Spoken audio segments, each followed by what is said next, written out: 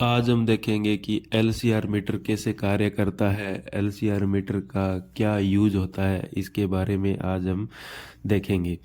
तो ये एक हमारे पास एलसीआर मीटर है। इसमें अलग अलग बटन्स दिए हुए हैं। एक पावर का बटन है, एक फ्रीक्वेंसी का है, एक फंक्शन है। तो सबसे पहले पावर ऑन के बटन से पावर ऑन करेंगे और इसके बाद हम अलग अलग फंक्शन सेलेक्ट करके उसका यूज़ देखेंगे। तो जैसे अभी फंक्शन है हमारे पास, एक बार बटन दबाएंगे तो ये आ गया हेनरी। हेनरी का मतलब होता है अभी इंडक्टर। इंडक्टर की वैल्यू चेक करते हैं। और ये फेरेड में कैपेसिटर की वैल्यू चेक की जाती है और मेगा ओम में रेजिस्टेंस की वैल्यू चेक की जाती है। इस तरह हम एलसीआर मीटर से एलसीआर यानी इंडक्टर, कैपेसिटर और रेजिस्टेंस की वैल्यू को चेक कर सकते हैं कि ये वैल्यू कितनी है।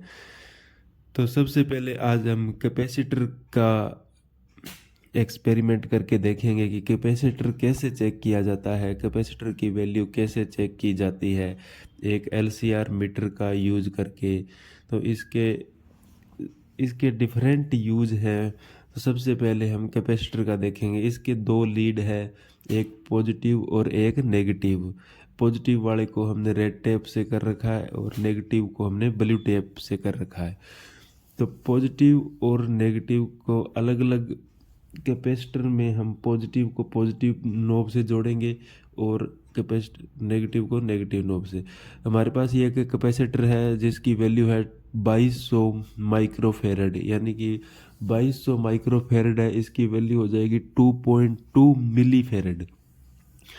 अगर माइक्रो को मिली में चेंज करेंगे तो ये आ जाएगा 2.2 मिली फेरेड। अब हम देखते हैं इसकी वैल्यू कितनी आती है।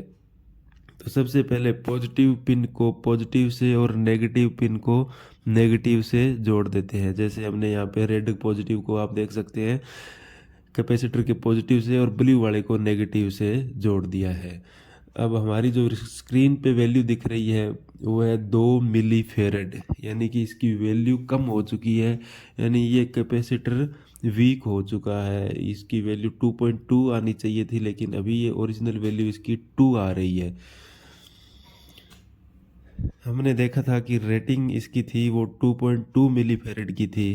तो ये कैपेसिटर धीरे धीरे वीक होते जाते हैं, इसलिए हमें इनको चेंज करना पड़ता है। इसकी डिस्प्ले पे इसकी रेटिंग पे भी 2200 में दे रखा है, यानी 2.2 मिली फेरेड का ये कैपेसिटर है, जो कि अब 2 मिली फेरेड का बचा हुआ है।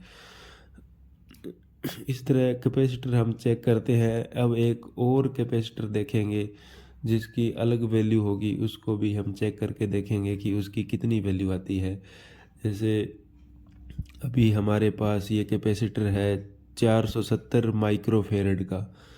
इस डिस्प्ले पे इस रेटिंग है जो इसकी 470 माइक्रोफेरेड है। जो अभी इसकी वैल्यू बची हुई है वो 431 माइक्रोफेरेड हो गई है।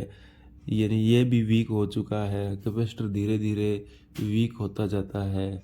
इसकी वैल्यू अभी 431 माइक्रोफेरेड आ रही है। इसको भी हम वैसे ही पॉजिटिव को पॉजिटिव से और नेगेटिव को नेगेटिव से जोड़ के चेक करेंगे। Thank you.